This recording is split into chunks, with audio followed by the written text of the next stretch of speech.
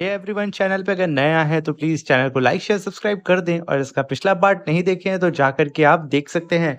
तो इस एपिसोड में लू जूनर से कहता है कि आखिर तुम यहाँ क्यों रुकी हो, तुम अपने ब्रदर के साथ यहाँ से चली क्यों नहीं गई। जूनर कहती है कि ब्रदर लू, मैं आपको यहाँ अकेला छोड़ करके नहीं जा सकती हूँ, क्योंकि लिए आप यहाँ पे हमारी वजह से आए थे और मैं भला यहाँ से आपको छोड़ करके कैसे जा सकती हूँ। तभी लू कहता है इन सारी सिचुएशन को मैं अकेले हैंडल कर सकता हूँ, तुम जाओ यहाँ से।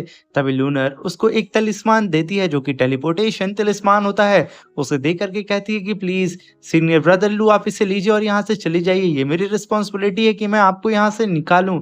मगर लू कहता है इस तलिस्मान को तुम अपने पास रख लो और अभी फिलहाल के लिए इन सारे के सारे उसके ऊपर ध्यान दो। तभी हम देखते हैं कि एक वुल्फ काफी तेजी से जूनर की ओर बढ़ रहा होता है, मगर जूनर को इस बात का अंदाजा नहीं होता है। तभी बीच में आकर के लू उसकी जान बचा लेता है। जूनर से कहता है कि अपनी आंखें और कान दोनों को खुला रखो, वरना यहाँ पे हमारी मौत पक्की है। जूनर से कहता है कि तुम्हारा ब्रदर ली वो एक नंबर का फट्टू निकला, यहाँ तक कि उसने इन वुल्फ का शिकार अपनी स्वॉर्ड से तो कर लिया, मगर उस गधे ने अपने स्मेल को हाइड नहीं किया, जिसकी वजह से ये सारे वुल्फ अब यहाँ पे आ चुके हैं और ये हमारे लिए काफी बड़ी मुसीबत बन सकती है, क्योंकि ये वुल्फ 1000 की तादाद में एक साथ घूमते हैं। ये सुनते ही जूनर लू से कहती है कि ब्रदर लू, मैं आपको किसी भी तरीके से यहाँ से निकाल के रहूंगी। ये कह करके वो अपनी स्वॉर्ड को उठाती है और उसे चार्ज करना शुरू कर देती है और अपने चारों तरफ से स्पिरिचुअल ऑरा को कलेक्ट करती है और अपनी स्वॉर्ड को जमीन पे दे मारती है और अपने कुलुम सेक्ट की सीक्रेट टेक्निक को परफॉर्म करती है, जो 10,000 मल्टीपल स्वॉर्ड टेक्निक होती है। और देखते ही देखते उसके सर के ऊपर एक फॉर्मेशन बन जाता है और उस फॉर्मेशन से जैसे अटैक करने वाली होती है, मगर वो फॉर्मेशन वहां पे डिस्ट्रॉय हो जाता है। अपने फॉर्मेशन को इस तरीके से डिस्ट्रॉय होता हुआ देख करके वो एकदम शॉक में आ जाती है, क्योंकि उसके ऊपर कई सारे वुल्फ आ रहे होते हैं अटैक करने के लिए। और यहाँ पे जूनियर मुंह खोल करके सिर्फ उन वुल्फ्स को देख रही होती है, क्योंकि उसका ध्यान अपने फॉर्मेशन को बनाने में लगा हुआ था, मगर वो फॉर्मेशन वहां पे पूरी तरीके से टूट चुका है। अब वो यहाँ पे करे तो क्या करे, मगर तभी लू इस चीज को ऑब्जर्व कर लेता है और पलक झपकते ही आकर के उन सारे के सारे वुल्फ को काट करके रख देता है और जूनर से कहता है कि तुम शायद बोल रही हो कि तुम लैंड ऑफ कंफ्यूजन के बीचों बीच में हो, यहाँ पे किसी भी तरीके की सीक्रेट टेक्निक या फिर कोई हाईटेक टेक्निक मेथड्स को तुम यूज नहीं कर सकती हो, तो ऐसी गलती दोबारा मत करना। तभी हम देखते हैं कि लू और जूनर ने वहां पे कई हजार वुल्फ को तो मार दिया था, मगर पलक झपकते ही वहां पे कई हजार वुल्फ और आ जाते हैं।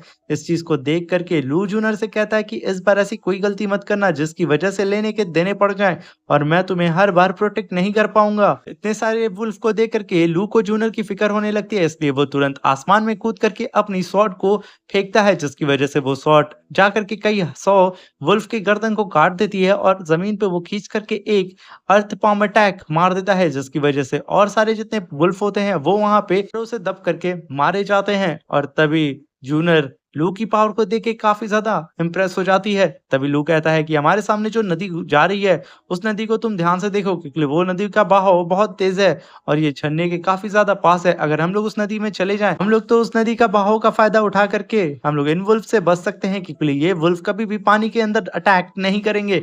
ये कहते हुए वो जूनर को अपने पीछे लेकर के आ रहा होता है कि वो लोग जल्द से जल्द उस नदी के किनारे पहुंच जाए, मगर जूनर पीछे नहीं देखती, एक वुल्फ उसके ऊपर अटैक करने आ रहा होता है। उसे देख करके तुरंत लू उसे बचा लेता है और उसे काफी तेजी से लेकर के उस नदी के किनारे लेकर के जा रहा होता है और जूनर उसके पीछे पीछे छोटी बच्ची की तरह जा रही होती है। तभी लू के सीने में दर्द होने लगता है, जिसकी वजह से वो जूनर से कहता है कि तुम आगे बढ़ो, मगर वो दर्द आउट ऑफ कंट्रोल हो जाता है और लू को इतना ज्यादा दर्द होता है कि उसकी डेमोनिक ब्लैक फ्लेम अवेक हो जाती है, जिसे देख करके जूनर भी काफी ज्यादा हैरान हो जाती है कि आखिर ये कैसी फायर है, क्योंकि ऐसी मिस्टीरियस फायर आज तक उसने नहीं देखी थी। क्योंकि ये फायर पूरे कॉन्टिनेंट में क्या पूरे वर्ल्ड में सिर्फ एक लौती है, क्योंकि ये एक डीमन ब्लैक फायर है। और तभी लू काफी तेजी से चिल्लाता है, जिसकी वजह से चारों तरफ उसकी डिमोनिक ऑरा फैल जाता है और चारों तरफ आग लग जाती है, जो देख करके जूनर काफी ज्यादा डर जाती है और उसके कदम पीछे जाने लगते हैं और उसका पपी तो उसके पीछे ही जाकर के छुप जाता है, वो इतना ज्यादा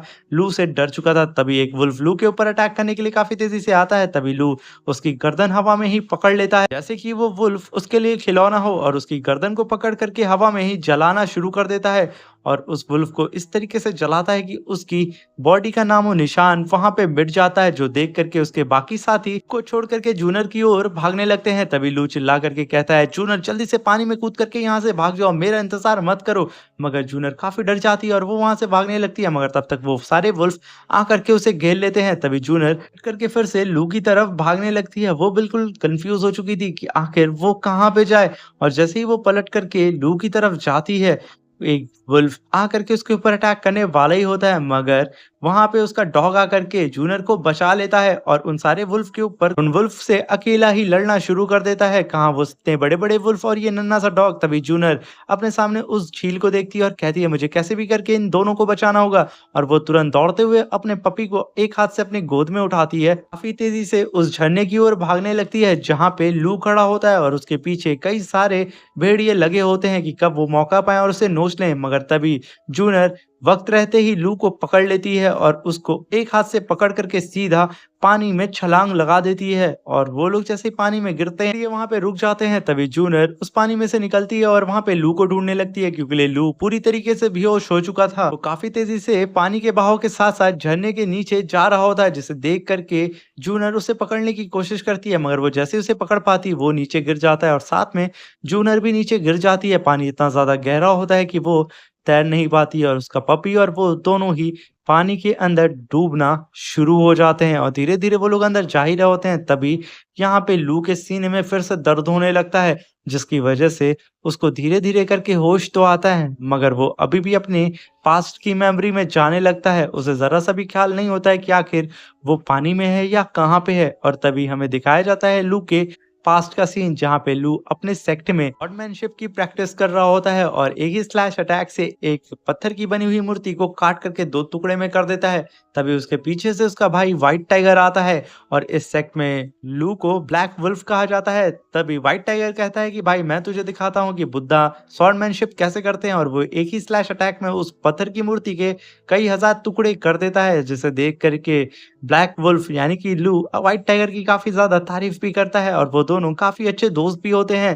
मगर तभी लू उस ड्रीम से निकल कर के सीधा दूसरी ड्रीम में चला जाता है, जहाँ पे उसने एक डीमन को जान से मारा था, जो डीमन उसके अंदर अपने डीमन लॉर्ड को लाने वाला था, क्योंकि लू के अंदर ब्लैक डीमन फायर जो थी, और लू ने उस डीमन को जैसे ही मारा था, वो चारों तरफ एक बहुत बड़े फॉर्मेशन में कैद भी हो जाता है, और वो वहाँ पे चिल्ला ही रहा होता है, और वो अपना पूरा का पूरा होश खो देता है। तभी वो डीमन कहता है कि आप हमारे किंग थे, आपने ऐसा क्यों किया? और यहाँ पे लू को तो कुछ भी समझ में नहीं आ रहा होता है कि उसके साथ यहाँ क्या हो रहा है। लू को जगाने के लिए व्हाइट टाइगर आता है, और वो जैसे ही लू को छूता है उसका हाथ जल जाता है, मगर लू उसको दुश्मन समझ करके उसके ऊपर कई सारे अपने स्वॉर्ड से अटैक करना शुरू कर देता है, क्योंकि लू पूरी तरीके से अब मॉन्स्टर जो बन चुका था, उसने अपनी ही स्वॉर्ड से अपने भाई जैसे दोस्त को जान से मार दिया था। इसलिए वो पूरी तरीके से उस डेमोनिक ब्लैक फायर से पोजेस जो हो चुका था।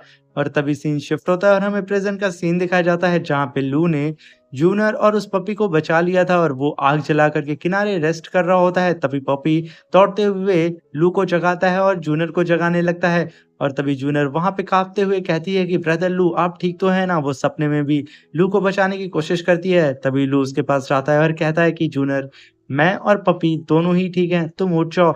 और तभी जूनर वहाँ पे काँपते हुए उठती है, और वहाँ पे अपने सामने अपने पपी और लू को देख कर के काफ़ी ज़्यादा खुश हो जाती है, और वो उठने की कोशिश करती है, मगर वो उठ नहीं पाती है, उसे काफ़ी ज़्यादा तकलीफ़ होती है, मगर वो काफ़ी कोशिश करने के बाद उठ जाती है। और लू ने उसके हाथ पे पट्टी बाँधा था, लू जैसे ही पानी देता है, उसके हाथ में दर्द होना शुरू हो जाता है। तभी लू कहता है, "ये सारे ज़ख्म मैंने तुम्हें दिए हैं।" फिर जूनर कहती है कि सीनियर ऐसा कुछ भी नहीं है, यहाँ पे तो आपने मेरी जान बचाई थी। अगर आप इस फ़ॉरेस्ट में ना होते तो हम लोग कब का यहाँ पे मारे जा चुके होते। तभी लू वहाँ पे उठ कर के किनारे जाने लगता है और कहता है कि जूनर तुम अब मेरे इस ब्लैक डीमन फायर के बारे में जान चुकी हो, और मैं तो चाहता हूँ कि तुम इस फायर के बारे में किसी को भी मत बताना। इस बात को सुन कर के जूनर कहती है कि कहते लू आपको पता है मेरे मास्टर कहते हैं कि कोई भी कल्टीवेटर को कभी जज मत करो कि उसकी कल्टीवेशन लेवल क्या है, या कोई भी कल्टीवेटर किस मेथड से अपनी कल्टीवेशन को अपग्रेड करता है, बल्कि तुम इस तरीके से उसे जज करो कि वो इंसान कैसा है, भले ही उसका मेथड और कल्टीवेशन का तरीका कैसा भी हो और आप ब्रदर लू काफ़ी अच्छे इंसान हैं और मैं कभी भी आपको बुरा या डीमन नहीं समझ सकती हूँ। आपने यहाँ पे मेरी जान बचाई है और मैं चाहती हूँ कि आप मेरे सेक्ट यानी कि कुलुम सेक्ट में मेरे साथ चलें। वहाँ पे कई सारे हाई ग्रेड के एलिक्सर और कई सारे नई-नई टेक्निक्स आपको सीखने को मिलेगी। उसकी बात को सुन कर के लू कुछ भी रिस्पॉन्स नहीं करता है और तभी जूनियर कहती है कि पी क्या तुम मेरे साथ मेरे सेक्ट चलोगे? मगर पपी तो लू के साथ खेलने में ही व्यस्त होता है कि लू उस लकड़ी को फेंके और पपी उसे अपने मुंह में उठा करके लेकर के आए। तभी सीन शिफ्ट होता है और हमें गोलुम सेक्ट के माउंटेन के नीचे का सीन दिखाया जाता है जहाँ पे लू रहता है। वही एंट्रेंस गेट होता है गोलुम सेक्ट का और तभी जूनियर लू को 200 टेल्स दे देती है और कहती है ब्रदर लू ये पैसे आपके हैं जैसा कि हमने आपस में डील की थी। और ये कहते हुए वो लू को देखने लगती है और अपने पपी को उसे दे देती है और कहती है कि प्लीज आप इसका ख्याल रखिएगा जब तक मैं यहाँ से आपसे दोबारा मिलने नहीं आ सकती हूँ। लू उसे पकड़ लेता है और तभी जूनियर अपने पपी से कहती है कि ब्रदर लू की बात सुनना, तुम ऐसी कोई गलती मत करना कि मुझे शिकायत मिले। और ये कह करके वो लू और उस पपी को टाटा कह करके वहां से चली जाती है सीधा कुलुम सेक्ट की ओर। और इधर लू उस पपी को अपने हाथ में पकड़ता है और सीधा कहता है कि भाई सुन, तेरा नाम तो रखना पड़ेगा ना, तो आज से तेरा नाम जोजो। जोजो को लेकर के सीधा बार की ओर जाने लगता है जो कि उसके दोस्त का बार होता है।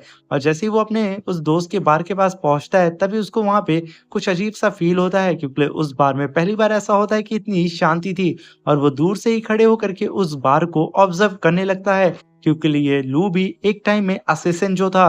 और तभी लू उस बार के पीछे आकर के छुप करके वो वहां पे हो रही एक्टिविटी पे ध्यान देने लगता है। और तभी लू का पपी जोजो किसी को सेंस कर लेता है जिसकी स्मेल लेकर के वो वहां पे गुर्राने लगता है मगर लू उसे शांत कर देता है।